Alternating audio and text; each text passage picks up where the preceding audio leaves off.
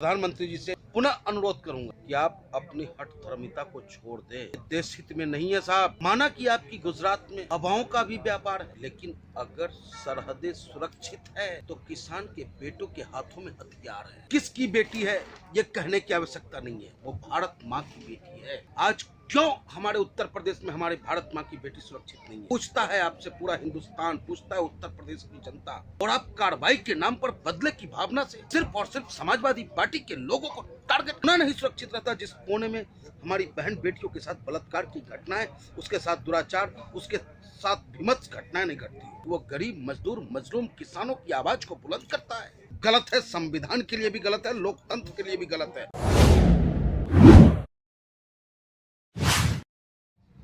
जय हिंद साथियों, मैं मनमोहन झा गामा, समाजवादी पार्टी जिला उपाध्यक्ष गाजियाबाद। आज भी गाजीपुर किसान बॉर्डर आंदोलन में अपनी योगदान को देते हुए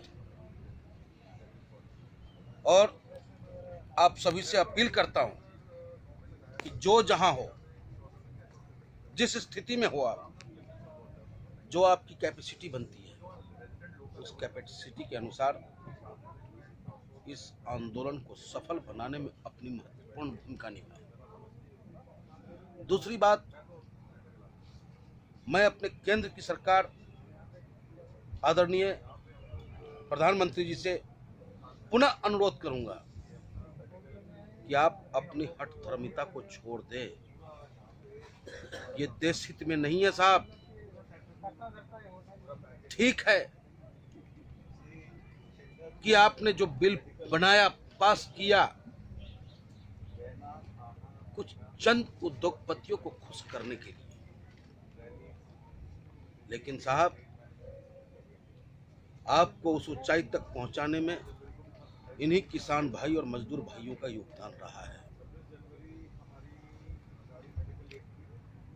माना कि आपकी गुजरात में हवाओं का भी व्यापार है, लेकिन अगर सरहदें सुरक्षित है तो किसान के बेटों के हाथों में हथियार है, तभी हम और आप सब सुरक्षित हैं। तीसरी बात, मैं अपने प्रदेश के मुख्यमंत्री योगी आदित्यनाथ जी से हाथ जोड़कर प्रार्थना करता हूं, क्योंकि प्रदेश में कानून नाम की चीज नहीं रह गई है। कानून व्यवस्था ध्वस्त। आपने देखा कि किस तरीके से उन्नाव में 3 बेटियों को जंगलों में बांध करके रखा गया। क्या उसके साथ किया गया वो जांच का विषय है। किसकी बेटी है ये कहने की आवश्यकता नहीं है, वो भारत मां की बेटी है। आज क्यों हमारे उत्तर प्रदेश में हमारे भारत मां की बेटी सुरक्षित नहीं है? पूछता है आपसे पूरा हिंदुस्तान, पूछता है उत्तर प्रदेश की जनता। और आप कार्रवाई के नाम पर बदले की भावना से सिर्फ और सिर्फ समाजवादी पार्टी के लोगों को टारगेट करने का काम करते हैं। आपकी पुलिस, आपकी ईडी, आपकी सीबीआई, आपका तंत्र क्या करता है?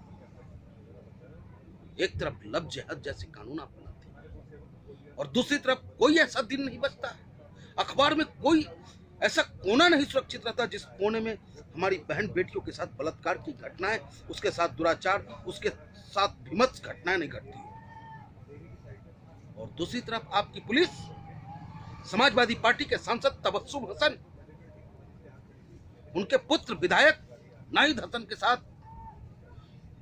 सिर्फ इसलिए गुंडा एक्ट में कार्रवाई की जाता है कि वो गरीब मजदूर मजलूम किसानों की आवाज को बुलंद करता है। क्या चाहते हैं साहब आप? क्या ये लोकतंत्र नहीं है? लोकतंत्र में विपक्ष का धर्म क्या है? आज आपका भारतीय जनता पार्टी बंगाल के अंदर में क्या कर रही है? क्या वो आंदोलन नहीं कर रही है? क्या लोगों की आवाज नहीं बन रही है? क्या वो परिजीवी हैं? वो आंदोलन जीवी हैं? और आज अगर समाजवादी पार्टी के लोग, समाजवादी पार्टी का कार्यकर्ता किसान मजदूर मजलूम गरीबों की आवाज को आपके कानों तक पहुंचाना चाहता है, जो भी आपकी गलत निर्णय है उससे आपको अवगत कराना चाहता है,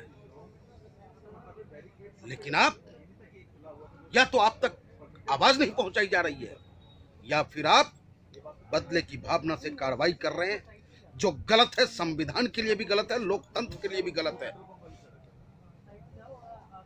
मैं महामहिम राष्ट्रपति महोदय, महामहिम राज्यपाल महोदय से तत्काल मांग करता हूं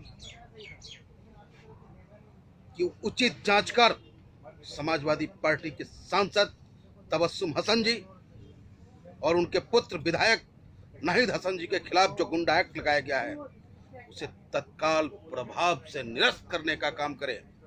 महंगाई चरम पर, इसकी ओर कोई ध्यान इंगित नहीं। महोदय, हद हो गया। ये लोकतंत्र है, राजतंत्र नहीं है। राज आते और जाते हैं, लेकिन जो व्यक्ति करता है उसे उसको भुगतना भी पड़ता है। इसलिए पुनः आपसे अनुरोध, माननीय मुख्यमंत्री जी, अपने अधिकारियों को समझाएं, अपने अधिकारियों से कहें कि बदले की भावना से कार्रवाई करना बंद करें, वास्तविक कार्रवाई करें। वो अपराधियों के खिलाफ वो कार्रवाई करें, समाजवादी पार्टी उनके साथ है। दुराचारियों, बलात्कारियों के खिलाफ आप कार्रवाई करें, आपके साथ है समाजवादी पार्टी। लेकिन जब बलात्कार हो जाए और विपक्षी आवाज उठाए तो आप उस आवाज को दबाने का प्रयास करते हो। हाथरस की घटना आपके सामने। इसलिए फिर महोदय अनुरोध आपसे और अपने प्रदेश के नौजवानों से अपील करता हूं, समाजवादी साथियों से अपील करता हूं कि जिस ओर जवानी चलता है उस ओर जमाना चलता है। समाजवादी पार्टी का प्रत्येक सिपाही सच्चाई के साथ खड़ा है, दुराचारियों के खिलाफ खड़ा है, अत्याचार अन्याय के खिलाफ खड़ा है, खड़ा रहेगा। जय हिंद, जय भारत, जय समाजवाद, जय किसान।